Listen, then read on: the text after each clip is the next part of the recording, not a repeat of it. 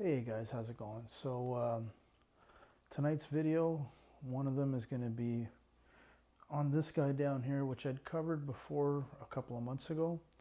It's the very simple Phono stage, VSPS for short. The schematic and circuit boards are available on the gentleman's website. I'll make sure I post the link. The reason I'm doing a follow-up for it is because the DS Audio Phono preamp is down right now because I want to get rid of that stupid hiss, so I'm rebuilding the board. I'm going to build a better mousetrap, which is going to be another video that I'm going to be working on, basically how I'm going about it and all that other good stuff. So I just want to say one thing. So this is the Project T1 previous generation. My buddy Greg basically said I can keep this thing. I was going to, remember that whole pay it forward thing I was going to work on? Well, the kid basically said don't worry about it, so I still got everything here. You know, I've got the two pairs of Greg's Chesky LC1s that are set up in a Advent stack right now. And it sounds pretty cool, like I mentioned previously. But I'm going to get back to this thing. So basically what I've done on the underside, Dynamat all over the goddamn place. Because this fucking table is not made with MDF. Maybe the new version is, but the old one is made out of particle board. And if a record's playing and you tap on this, the record won't jump unlike the bouncy house over here, right? But when you tap on this guy, you'll hear it through the speakers. This guy, you don't hear shit, but it's a bouncy house, so it's sensitive. Anyhow, so the fucking Phono preamp, man, it's like, I thought I fucked it up, but I actually had the out connected to the out and the in connected to the in, which will never work, and that's why I got the hum. So I hooked this thing up, and Greg also had an Ortofon Bronze, which he had on his U-turn table, which is now upgraded to a Audio Technica, I think it's a OC9 or some fucking thing, moving coil.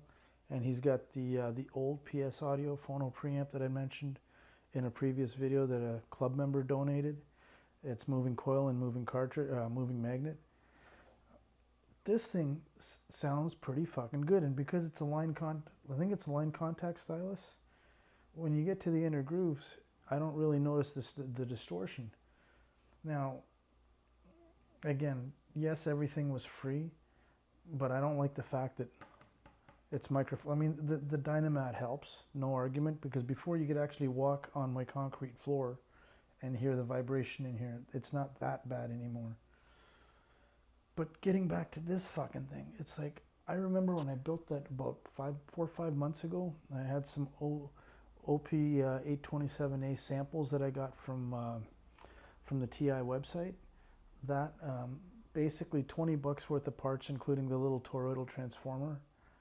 And, you know, it was one of the few times where I built something that worked on the first fucking shot. And I'm kicking myself now for, I mean, there's a moving coil version of this that's on his website, and it's pretty much just as easy to build as this was. And, you know, again, inside there's basically a toroidal transformer, a couple of caps, a couple of bypass caps, you know, and when I put my ears up to the speakers, there's no hum, there's no hiss, there's no fuck all. So while the DS003 is down for now, I've got this guy to play vinyl on. Would I rip vinyl with this? Yes and no. Yes, if I didn't have this guy. And the other problem is none of these fucking cartridges, right, red, blue, bronze, or whatever the fuck, mono, white, whatever it is, will fit in the lin. It's like a big fat bastard, right? You'd think that this thing, even with its center screw stuff, it won't fit in there. Plus, I wouldn't take that thing off again and realign and all that bullshit. So, yeah, I mean, I can't believe how good this fucking thing sounds, you know? And, you know, there's always that sense of pride that I put it together and it worked on the first shot. And, yeah, guys, basically, that's it for this video. It's a short one. The next one's going to be about what's going on with the DS003 Phono preamp rebuild. And yeah, that's it for now, guys. The reason I got the New York, or let's call it the New Jersey audio show, Leo and I are going to be there in a couple of weeks. I'll make sure I get you guys the room number that we're going to be in. So I'm going to be with Leo in a couple of weeks. We're going to debut the design that there's a plate amplifier that him and Amar was working on. It's all official, released.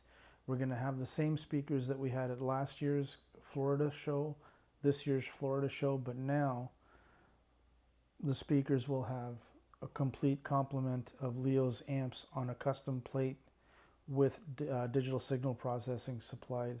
When I do the interview with Leo at the show, see, I can say the show because it's the show, but this is bullshit.